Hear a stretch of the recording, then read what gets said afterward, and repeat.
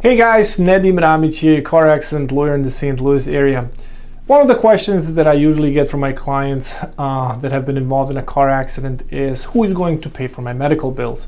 And then they tell me, well, I have heard that the insurance company for the other driver will pay all of my medical bills and they have to pay them as they come. Well, that's not entirely true. The very first question in any car accident case in the St. Louis area is whose fault is it?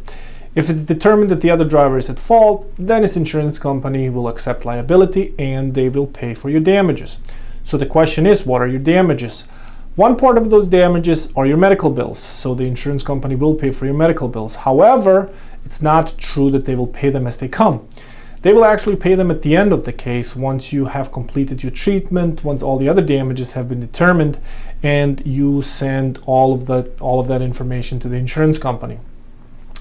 Watch out if you've got private health insurance, because in some instances your private health insurance company may be entitled to get some of the money back that they have paid for your medical care that was related to the car accident. If you have any other questions related to medical bills after car accident, please don't hesitate to reach out to us at 314-352-6800, and we'd be glad to answer any and all questions that you may have. Thank you very much, and you have a wonderful and safe day.